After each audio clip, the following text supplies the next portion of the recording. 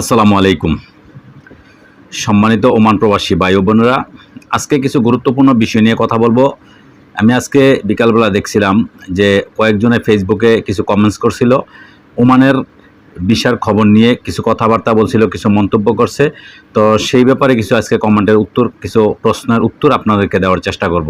তো অনেকে আমার ভিডিও নিচে কমেন্টস করছে যে ভাই ভিসা সম্পর্কে প্রায় কিন্তু আমি ওমানের যত আপডেটগুলো দেই প্রত্যেকটা আপনারা জানেন আমার ভিডিওর নিচে, যদি আপনারা যারা আমার চ্যানেলে প্রবাসীর আওয়াজে যারা ঢুকেন বা যারা দেখেন আমার চ্যানেলের ভিডিওগুলা দেখবেন, প্রায় ভিডিওর নিচে অনেকেই কমেন্টস করে যে ভাই ওমানের ভিসা কবে খুলবে, বা ওমানের যে ট্যুরিস্ট ভিসা বা বিভিন্ন রকমের ওমানের ভিসা সম্পর্কে ওমানের আপডেটে অনেকে জানতে চায়। তো আমি সেই জন্য ওমানের কিছু আপডেট আপনাদেরকে দেওয়ার চেষ্টা করি।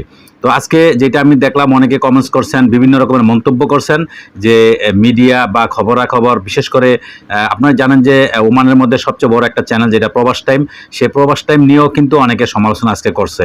তো সেইটার উদ্ধৃতি দিয়ে আজকে কিছু কথা আপনাদেরকে বলবো।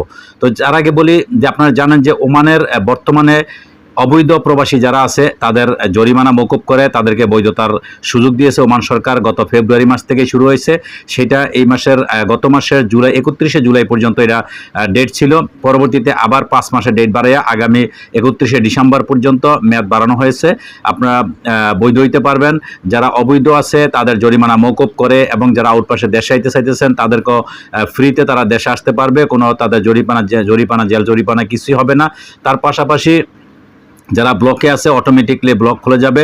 এটাও কিন্তু সিদ্ধান্ত সবকিছু একই সাথে, কিন্তু এটার তিনটা সাইটই কিন্তু একসাথে গাঁথা, এবং সবাই কিন্তু এই সুযোগটা এখন ব্যবহার করতেছে। এই সুযোগের পরিপ্রেক্ষিতে আপনারা জানেন বাংলাদেশ দূতাবাস ওমানে অবস্থিত, মাস্কাটে যে দূতাবাস বাংলাদেশের দূতাবাস, সেই দূতাবাসও কিন্তু যথেষ্ট পরিমাণে বর্তমানে ওমান প্রবাসীরা যাতে খুব সহজভাবে যাতে কোনো রকমের ভোগান্তি না হয় সেই জন্য তারা এই সহযোগিতা করতেছে। প্রবাসীদের পাসপোর্ট রিনিউ নিয়ে বা যত রকমের পাসপোর্টের যত সেবাগুলো আছে সেগুলা ওমানে অবস্থিত, মাস্কাটে অবস্থিত বাংলাদেশের দূতাবাস কিন্তু এগুলা দিতেছে, আপনারা জানেন। তার পাশাপাশি আপনারা জানেন যে আপনি ঘরে বসেই এখন আপনার পাসপোর্টটা পেয়ে যাবেন। পাসপোর্টটা পাওয়ার জন্য আপনি যদি ওমান পোস্টের মাধ্যমে পান তাহলে আপনার খরচ হবে 1 রিয়াল, আর আপনার যদি নিজস্ব ঠিকানায় যদি আপনি পাসপোর্টটা পেতে চান তাহলে আপনার খরচ হবে 1.5 রিয়াল।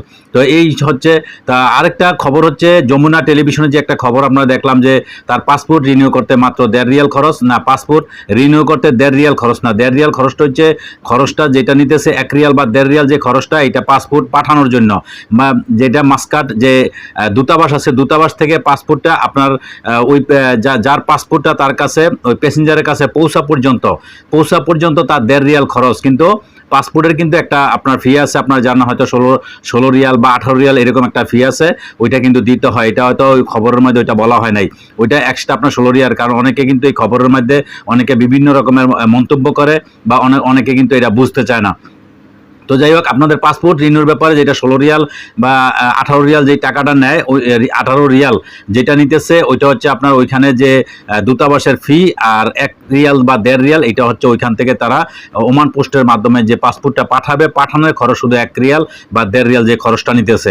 আর দ্বিতীয়ত কথা হচ্ছে, আমি যে কমেন্টের কথা বলছিলাম, যে কমেন্টসে অনেকে বলছিল প্রবাস টাইম নিয়ে, প্রবাস টাইমে গতকালকে যে খবরটা বলছে যে বাংলাদেশের যে দূতাবাসের যে রাষ্ট্রদূত আছে তিনি বলছিলেন, কি নিয়ে বলছে যে বর্তমানে ওমানের মধ্যে আউটপাস, তার পাশাপাশি অবৈধ প্রবাসীদের বৈধতা চলছে, তার পাশাপাশি যত রকমের দূতাবাসের সহযোগিতা বা সেবা তারা এটা দিতেছে। সেই কথাবার্তা বলতে যেয়ে তিনি বলছেন যে ওমানের ভিসা সম্পর্কেও কিন্তু ওমানের সরকারের সাথে তাদের যোগাযোগ আছে, খুব শীঘ্রই ওমানের ভিসা খুলতে যাচ্ছে, এরকম কথা বলছে। কিন্তু ওইটাও বলে নাই যে ওমানের ভিসা খুলে ফেলছে বা এটা সেটা এরকম বলে নাই।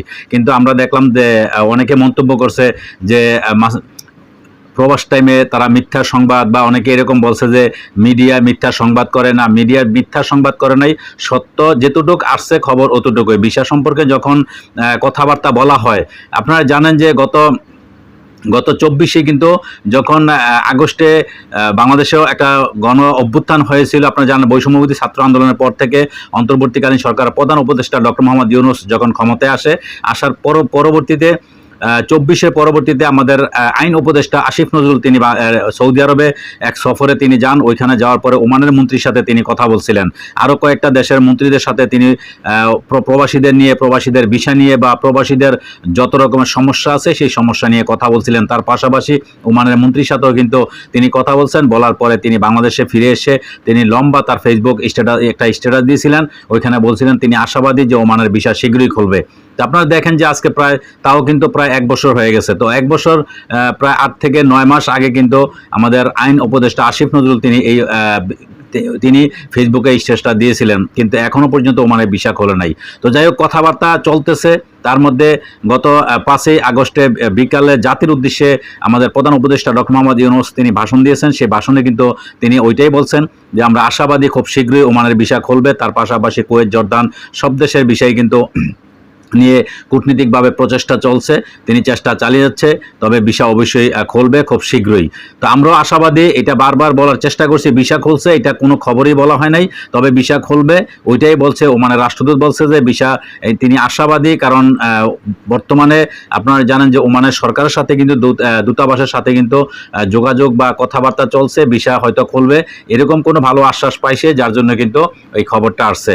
তো যাই হোক, এটা নিয়ে অনেকে অনেক রকমের মন্তব্য করছে। তো সেটার ব্যাখ্যাটা আমি দেওয়ার আপনাদেরকে চেষ্টা করছি। আর আপনাদেরকে তাও বলছি, যারা অনেকে কিন্তু কি বিভিন্ন রকমের টিটকারি করে অনেকে কথা বলছেন যে আমার ভিসাটা আপনাদেরকে দিয়ে দেব, যারা ভিসা প্রত্যাশী তারাই বুঝে যে তাদের দুঃখটা তারা বুঝে। কিন্তু অনেকে কিন্তু বিভিন্ন রকমের মন্তব্য করে যে যারা ভিসার দালালি করে বা দালাল যারা, তারাই ভিসার জন্য খুব আগ্রহ করতেছে। এটা সেটা আপনি আগ্রহ করেন বা নাই করেন, কিন্তু ভিসাটা খুললে এটা একটা দেশের জন্য ভালো। আপনারা জানেন যে বর্তমানে বাংলাদেশের অর্থনৈতিক অবস্থা, আর এই অবস্থার জন্য কিন্তু একমাত্র অবস্থাটা যে অর্থনৈতিক অবস্থা এত খারাপ হয়েছিল, শুধু একমাত্র প্রবাসী যারা আছে রেমিটেন্সের কারণে কিন্তু বাংলাদেশের অবস্থান কিন্তু অর্থনৈতিক অবস্থা কিন্তু ঘুরে দাঁড়াইছে। এটা আপনারা জানতে হবে বা বুঝতে হবে।